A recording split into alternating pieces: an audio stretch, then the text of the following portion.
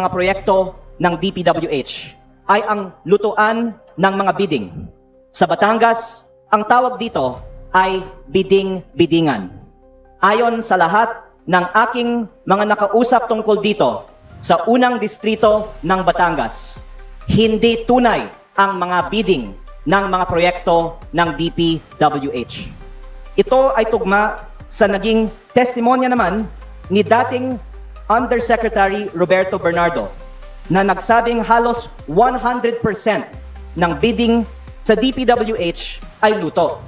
Umaasa rin ako na gagawin ni DPWH Secretary Vince Dizon ang ginawa noon ni Secretary Babe Singson na ipa-rebid ang mga bidding na hindi sapat ang ibinabang presyo mula sa Approved Budget for Contract o ABC.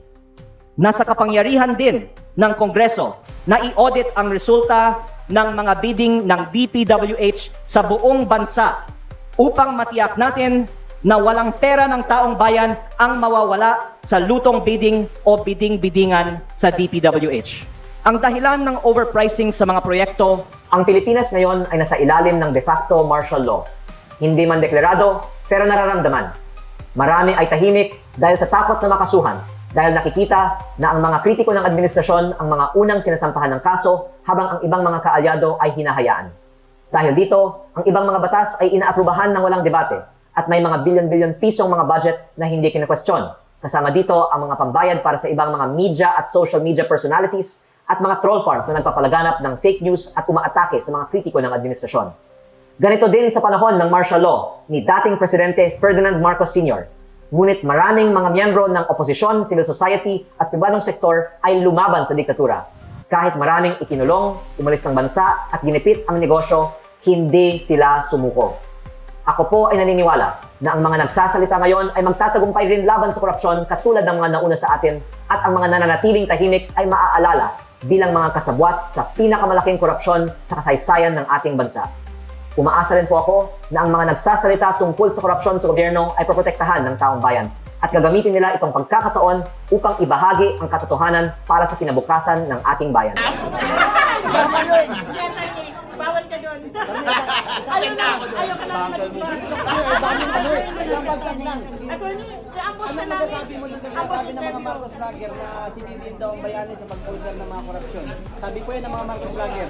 Hindi siya bayani dahil isa siya sa mga korap na nagnakaw ng pera ng taong bayan. Kami mga Ilocano, isinusukan na namin siya. Pero sa totoo lang, love namin siya in the beginning. Pero sa totoo lang, kung meron kang girlfriend at niloloko ka niya, may kipag-break ka ba o hindi?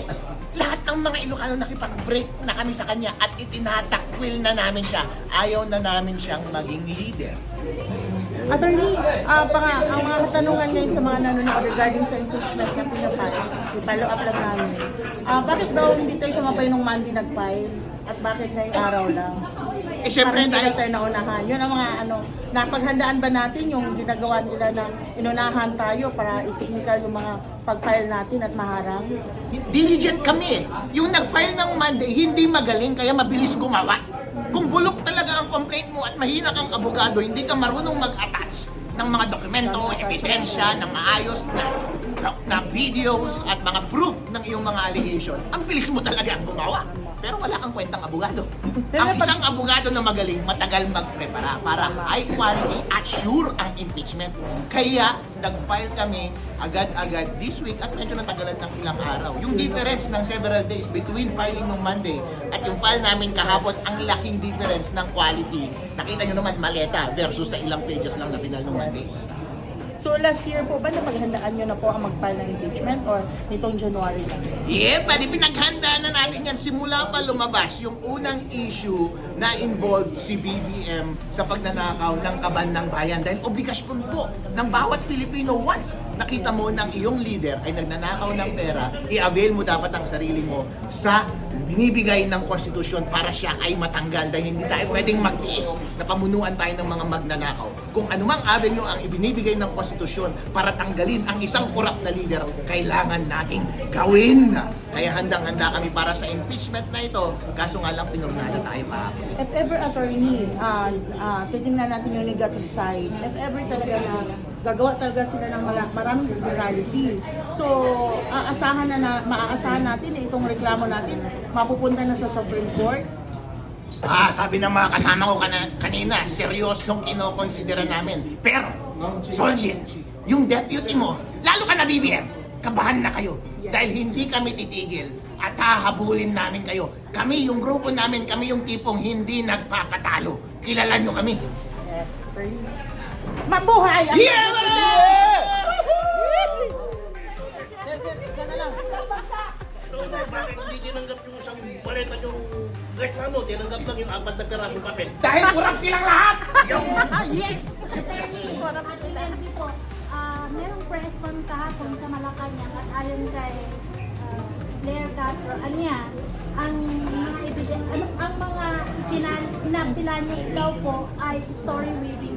Ano po yung reaction niyo? Story weaving, sila actual na dinemonstrate na nila video live exclusive mula sa camera ng isa sa mga complainant. Sila na mismo ang nagdemo ng kanilang kasamaan at kakurapan at mga katiwalian malinaw sa House Rules, sa Constitution na dapat tanggapin as a matter of course, ministerial duty ng Secretary General's Office ng House of Representatives na tanggapin ang complaint for impeachment against kay BBM.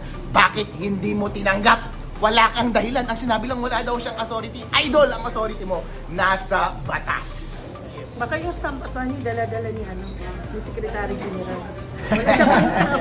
Dala-dala sa bakasyon, attorney. Walang yemo. Yeah, buddy! Where's the show?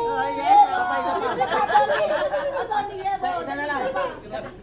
Attorney, sa tingin po ninyo, may patutunguhan kaya ang ginagawang pagdinig dyan sa Blue Ribbon Committee na pinamumunuan ni Senador Ping Lacson?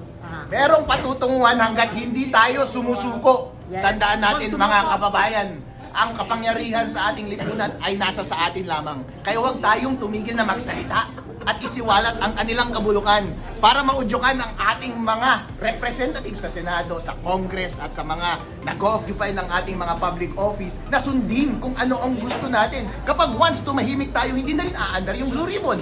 Hindi na rin paandar rin ang impeachment. Pero kapag sabay-sabay tayong sumigaw na dapat managot ang lahat ng nagnanakaw sa ating bansa, mapipilitan silang sundin tayo at dinggin ang ating damdamin dahil yan ang obligasyon nila sa atin. Yes. Message lang po kay BBM! BBM, I love you, buddy, but get out! Yeah!